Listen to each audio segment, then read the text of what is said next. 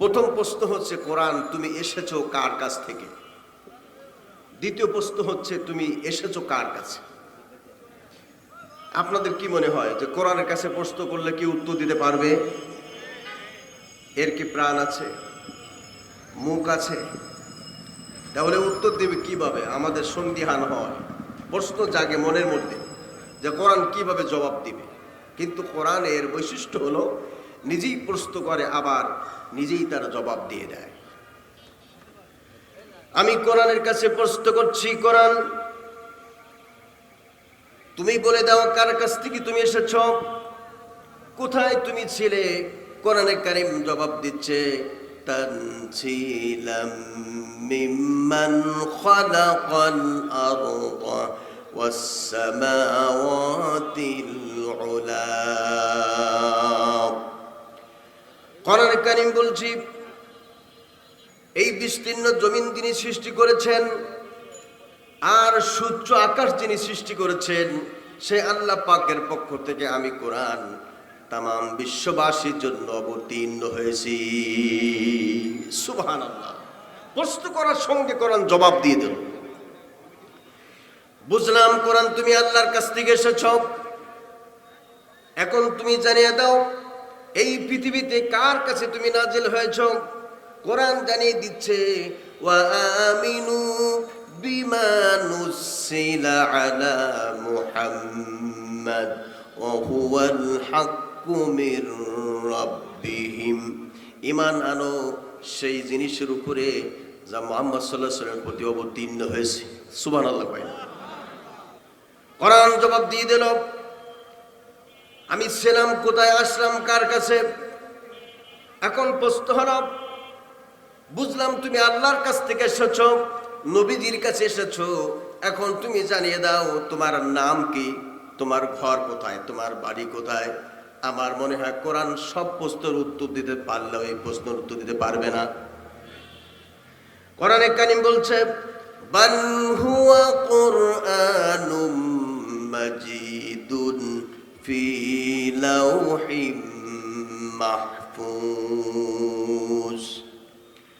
বরঞ্চ এটি হলো কোরআনে কারীম, আর আমি ছিলাম সুরক্ষিত ফলকে লিপিবদ্ধ, আমি ছিলাম লৌহে মাহফুজে। কোরআন জবাব দিয়ে দিল, তার নাম বলে দিল, ঘর বাড়ি কোথায় জানিয়ে দিল। এরপর কোরআনের কাছে জানতে ইচ্ছে হচ্ছে, কোরআন তুমি বলো এই পৃথিবীতে তুমি কি পৌষ মাসে এসেছিলা, না মাঘ মাসে এসেছিলা, না তুমি শ্রাবণ এসেছিলা, না তুমি ভাদ্রে এসেছিলা।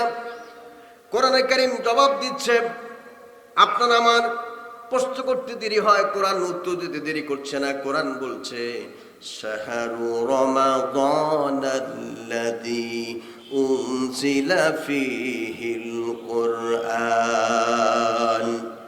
কোরআন বলছি আমি কোনো পৌষ মাসে আসি নাই, আমি কোনো মাঘ মাসে আসি নাই, আমি কোনো শ্রাবণ ভাদ্র আসি নাই। আরবি 12টি মাসের মধ্যে বরকতপূর্ণ মাস, মোবারকপূর্ণ মাস রমজানুল মুবারকে আল্লাহর পক্ষ থেকে বিশ্ববাসীর জন্য অবতীর্ণ হয়েছি। কি সুন্দর করে কোরআন জবাব দিচ্ছে।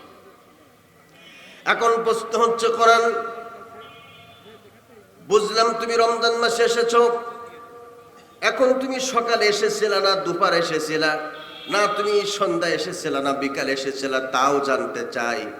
কোরআনে কারীম তাও জানিয়ে দিচ্ছে। কোরআন বলছে, ইন্না আনজালনাহু ফি লাইলাতিল কদর।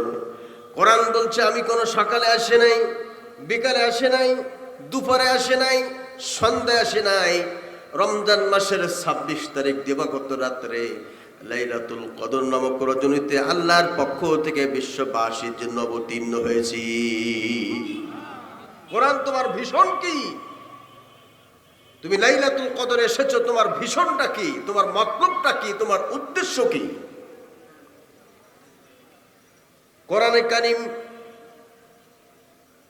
তার কাছে জানতে যাচ্ছি, কোরআন গো বুঝলাম তুমি রমজান মাসে এসেছো, লাইলাতুল কদর এসেছো, এখন তুমি জানিয়ে দাও এই পৃথিবীতে তোমার নাজালের উদ্দেশ্যটা কি, তুমি সেটাও বলে দাও। কোরআনে কারীম জানিয়ে দিচ্ছে, আলিফ লাম আনজালনাহু ইলাইকা লিতুখরিজান নাসা মিনাজ-যুলুমাতি ইলান নূর। কোরআন সুন্দর করে বলে দিচ্ছে, কিতাবুন আনজালনাহু ইলাইকা, হে নবী আমি আপনার কাছে একখানা কিতাব অবতীর্ণ করেছি, লিতুখরিজান নাসা মিনাজ-যুলুমাতি ইলান নূর। আপনার দায়িত্ব হলো অন্ধকারে নিমজ্জিত শত সহস্র লক্ষ কোটি মানুষ হাবুডুবু খাচ্ছে, ওদেরকে এই কোরআনের মাধ্যমে অন্ধকার থেকে আলোর দিকে টেনে বের করে নিয়ে আসবেন। সেই জন্য আমি আল্লাহ আপনার প্রতি কোরআন অবতীর্ণ করেছি।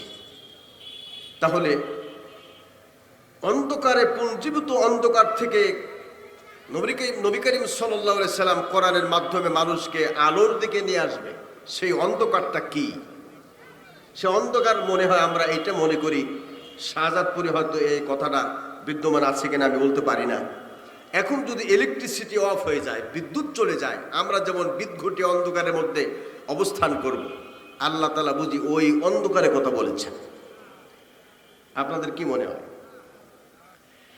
আমার ভাইয়েরা, আমি আমার জীবনে একে একে 18টা তাফসীর গবেষণা করেছি।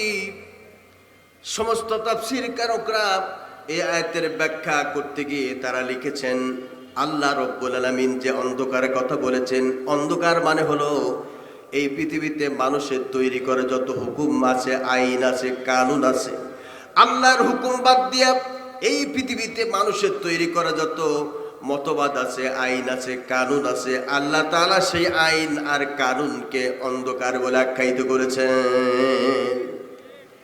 আমার শাহাদাতপুরের ভাইয়েরা, তাহলে জবাব দেন, যে অন্ধকারের কথা আল্লাহ বলেছেন, অন্ধকার হলো মানুষের তৈরি করা মতবাদ, লেনিন কালমার্ক্সের তৈরি করা মতবাদ, ডারউইনের মতবাদ, এটি হলো অন্ধকার। এখন জবাব দেন, আজ বাংলাদেশ শুদ্ধ তামাম পৃথিবী অন্ধকারে আছে না আলোর মধ্যে আছে? না, আপনার বুঝেন নাই, বুঝলে ভালো করে জবাব দিতেন। আমার ভাইয়েরা, শাহজাদপুরি ব্যবসার একটি মকাম।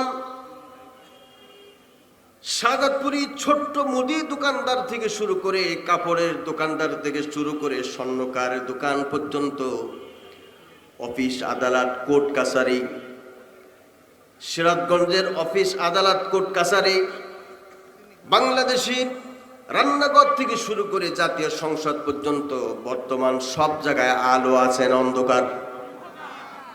কথা কি বুঝতেছেন নাকি? মানুষের তৈরি করা হুকুম মানে অন্ধকার।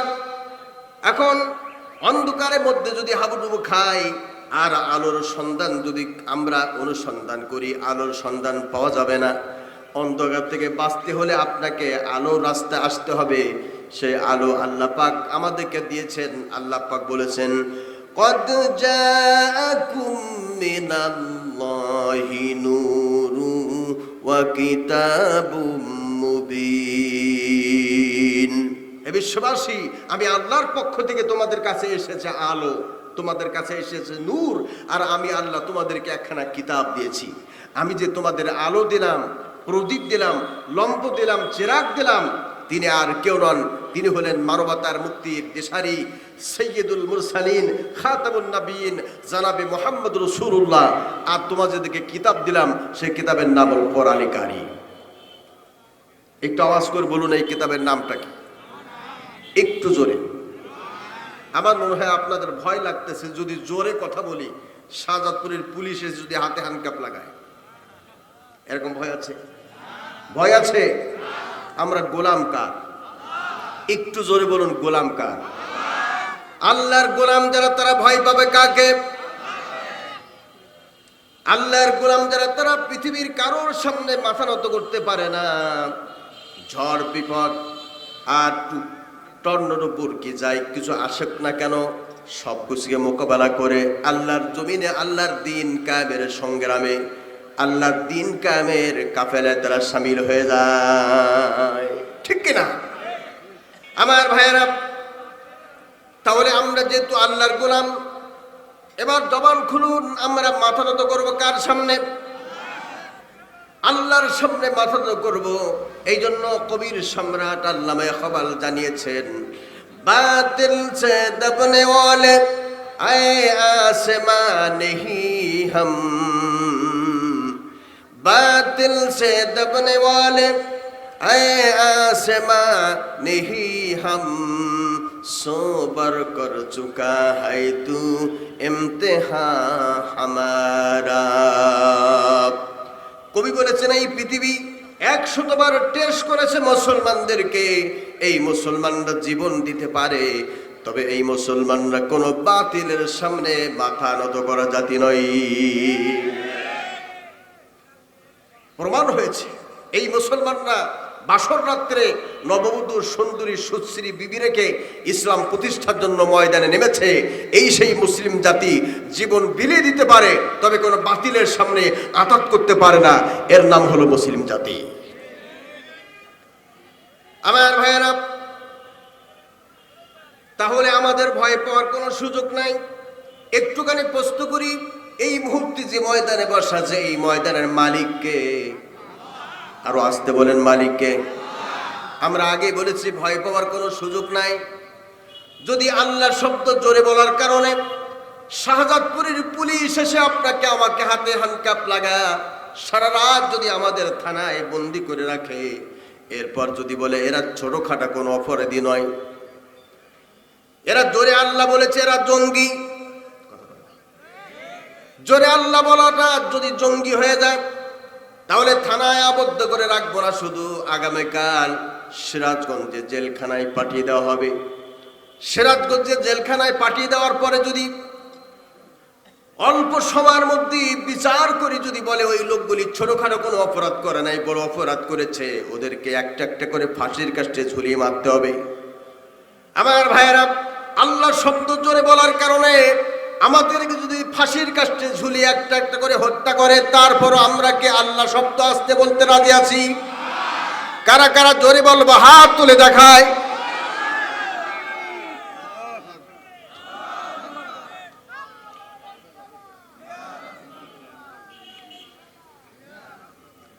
আমার ভাইয়েরা, এই জন্য একটু জোরে আওয়াজ করে বলুন, এই মুহূর্তে যে ময়দানে বসা আছি, ময়দানের মালিককে?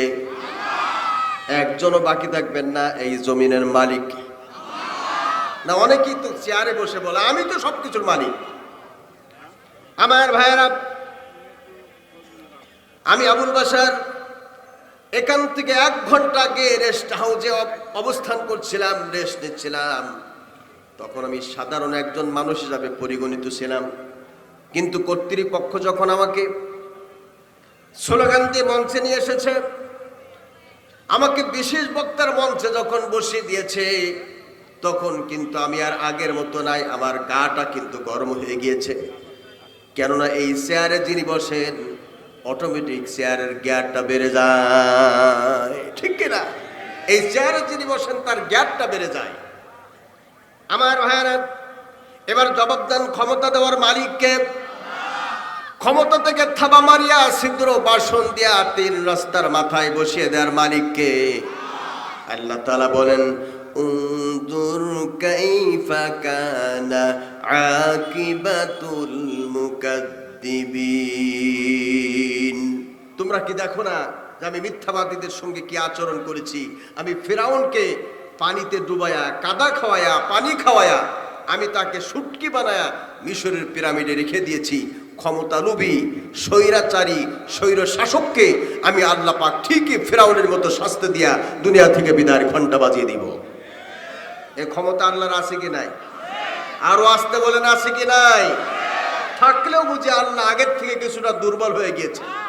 সারা দুনিয়া ব্যাপী ইসলামের বিরুদ্ধে, কোরআনের বিরুদ্ধে, তাওহীদের বিরুদ্ধে, হাদিসের বিরুদ্ধে, টুপি দাড়ি আর সুন্নাহর বিরুদ্ধে যে অপপ্রচার শুরু হয়েছে, তাতে করে আল্লাহ আগের থেকে অনেকটা দুর্বল মেরে গিয়েছে। রাত বেশি হলে যেমন আমাদের ঘুমে ধরে, আল্লাহ তো ঘুমিয়ে পড়ে। যারা আওয়াজ দিলেন না তারা কি মনে করছেন আল্লাহ না ঘুমায় পারেন কি করে? আল্লাহ কি ঘুমান? কোরআনে কারীম প্রমাণ করছি, আল্লাহু লা ইলাহা ইল্লা হুয়াল হাইয়ুল কাইয়্যুম। একটু পড়ুন আমার সঙ্গে, আল্লাহু লা ইলাহা ইল্লা হুয়াল হাইয়ুল কাইয়্যুম লা তাখুযুহু সিনাতু ওয়ালা নাওম। আল্লাহ হলেন তিনি, যিনি ছাড়া কোনো ইলাহ নাই, উপাস্য নাই, আইনদাতা নাই, বিধানদাতা নাই। ঘুম তো দূরের কথা, কোন তন্দ্রাও যাকে স্পর্শ করতে পারেন না, তিনি কে? আঙ্গুলটা উঁচু করে সোজা করে চিৎকার মেরে বলুন, তিনি কে? তিনি আগেও যেমন আছেন, এখনো তেমন, ভবিষ্যতেও তিনি আমাদেরকে। আরো জোরে বলেন, তিনি কে? সুতরাং এই পৃথিবীতে যারা বেশি বাড়াবাড়ি করবে, বেশি মাস্তানি করবে, বেশি গাদ্দারি করবে, আল্লাহ পাক বলেন আমি কোন কোন মানুষকে ছাড় দিয়ে দেখি যে কত দূর দৌড়াতে পারে। ঠিক কিনা? আল্লাহ বলে আমি ধরি ধরি, ধরে না, ধরলে কিন্তু আমি আল্লাহ তাকে আর ছেড়ে দেই না। কতজনকে ধরেছি আর ছেড়ে দেই নাই। আল্লাহ তাআলা বলেন আমি তোমাকে যে নিয়ামত দিয়েছি, এই থেকে বড় নিয়ামত হলো ক্ষমতার নিয়ামত। লাইন শাকারতুম লাযীদান্নাকুম ওয়া লাইন কাফারতুম ইন্না আযাবি লাশাদীদ। আমি যে নিয়ামত দিয়েছি, নিয়ামতের মধ্যে সবথেকে ফার্স্ট ক্লাস নিয়ামত হলো আবুল বাশার, তোমার মতো একটা ছোট্ট মানুষকে আমি আল্লাহ তাআলা এই কুরসিতে বসায় তোমাকে সম্মান দান করেছি। তোমার দায়িত্ব হলো তুমি 1 থেকে 1.5 ঘন্টা বক্তৃতা দিয়ে তোমার আসন তুমি ছেড়ে দিবে, অন্য আরেকজনকে সুযোগ করে দিবে।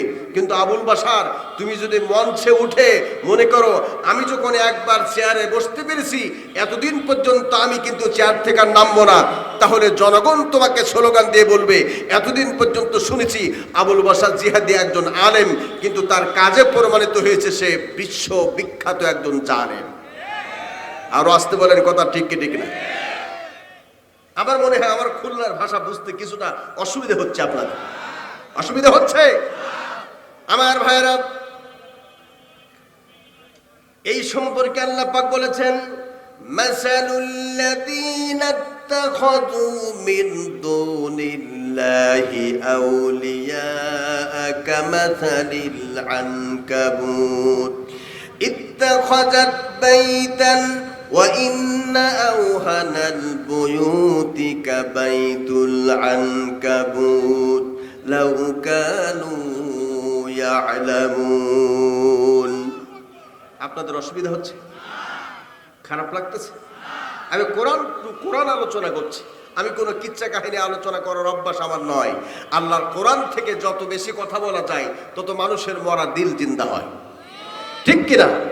সাপের কাহিনী, ব্যাঙের কাহিনী, শিয়ালের কাহিনী, এই সমস্ত কাহিনী শোনার মতো যুগ এখন আর নাই। যেহেতু এখন মানুষেরা মোবাইলে, ইন্টারনেটের যুগে এখন মানুষেরা নিজে ঘরে বসে কোরআন গবেষণা করছে। আর আল্লাহ তাআলা এই কোরআন বোঝা মানুষের জন্য সহজ করে দিয়েছেন। ঠিক কিনা? আল্লাহ তাআলা বলেন ওয়ালাকাদ ইয়াসসারনাল কুরআনা লিয-যিকরি ফাহাল মিন মুদ্দাকির। আল্লাহ তাআলা বলেন আমি কোরআন বোঝা তোমাদের জন্য সহজ করে দিয়েছি, অতএব কোন কোন ব্যক্তি আছে কোরআন বুঝতে চায়, আমি আল্লাহ রব্বুল আলামিন কুদরতে হাত দিয়ে তাকে কোরআন বুঝায় দিব। আমার ভাইরা, আল্লাহ পাক বলছেন মাসালুল্লাযীনা ইত্তাখাযু মিন দুনিল্লাহ,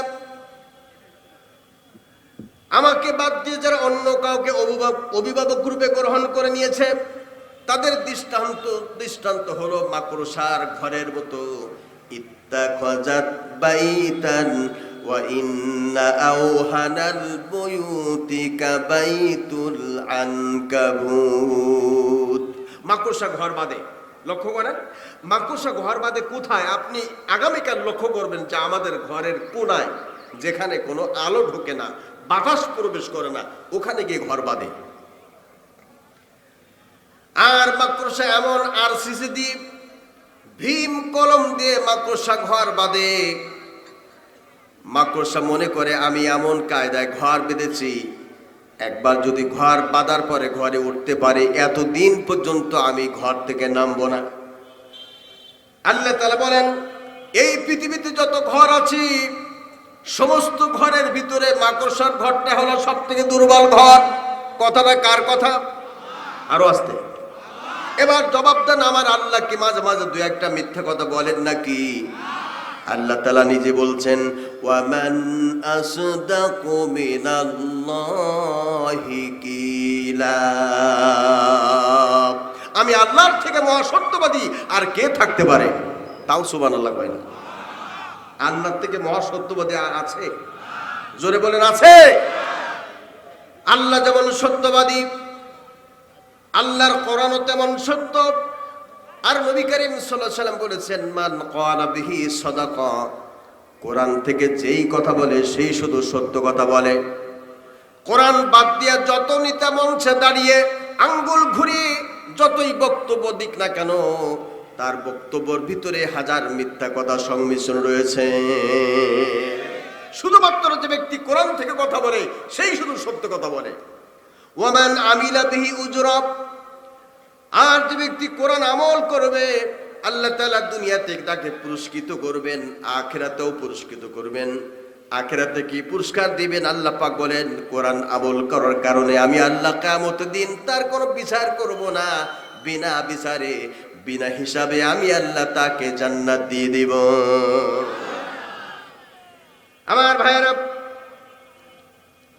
তারপর নবী করিম সাল্লাল্লাহু আলাইহি ওয়াসাল্লাম বলেছেন, ওমান হাকামা বিহি আদালা, আর যে ব্যক্তি কোরআন দিয়ে বিচার কার্য ফয়সালা করে সেই শুধু সোশ্যাল জাস্টিস কায়েম করে, সেই শুধু ফার্স্ট ক্লাস উন্নত মানের বিচার, ইনসাফ এবং ন্যায় নিষ্ঠার সঙ্গে বিচার সেই শুধু উপহার দিতে পারে। কোরআন বহির্ভূত যত বিচার হোক না কেন, এই বিচার কখনো স্বচ্ছতা এবং জবাবদিহিতামূলক হতে পারে না।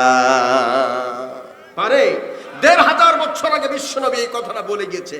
আজ কথাটা বর্তমান বিজ্ঞান তা অ্যাকসেপ্ট করেছে, গ্রহণ করেছে যে ১৫০০ বছর আগে বিশ্বনবী যে জীবনে কখনো বিজ্ঞান আকারে লেখাপড়া করেন নাই, সেই নবী যা বলে গিয়েছেন তা অক্ষরে অক্ষরে পরিপূর্ণ হয়েছে। আল্লাহু আকবার।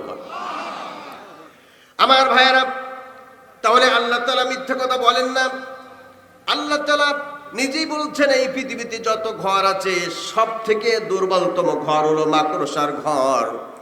এই মাকড়সার ঘর ভাঙার জন্য পুলিশ, র্যাব, চিতা, কোবরা, যৌথ বাহিনী, কোনো বাহিনীর দরকার হয় না। শুধু দক্ষিণ দিক দিয়ে ফিরফির করে সামান্য একটু বাতাস হবে, এই বাতাসে ঘরটা ভেঙে চুরমার হয়ে যায়। আল্লাহ তাআলা বলেন, আমাকে বাদ দিয়ে যারা অন্যায়ভাবে জোর করে, জুলুম করে, অবিচার এবং অন্যায়ের মাধ্যমে যারা ওই শেয়ারকে কামড়ায় ধরে রেখেছো, আল্লাহ তাআলা বলেন, মাকড়সার জাল যেমন ঘর যেমন ভেঙে চুরমার হয়েছে, আমার গোলামেরা যদি একটা দিনের জন্য সময় পায়, একটা দিনের জন্য সুযোগ পায়, সেদিন ওদের ঘরকে ভেঙে চুরমার হয়ে যাবে। কোথায় পালাবে? পালানোর জায়গা পর্যন্ত খুঁজে পাবে না। কথাটা কার কথা? আরো জোরে বলুন, কথাটা কার কথা? আল্লাহর কথা যদি দায়িত্বহীন ভাবে বলা না যায়, এরকম তাফসীর মাহফিল দিয়ে লক্ষ লক্ষ টাকা খরচ করে কোনো লাভ নাই, এত বড় বক্তা দাওয়াত দিয়ে কোনো লাভ নাই। সুতরাং আল্লাহর জমিনে সব কথা বন্ধ হতে পারে, আল্লাহর কোরআনের কথা বন্ধ হতে পারে না। আল্লাহর কোরআনের কথা যদি কেউ বন্ধ করতে আসে, ওর দাঁত ভাঙা জবাব শাহাদাতপুর সিরাজগঞ্জের মানুষেরা দেবে। প্রস্তুত আছে কারা কারা? তুই হাত উঁচু করে দেখা।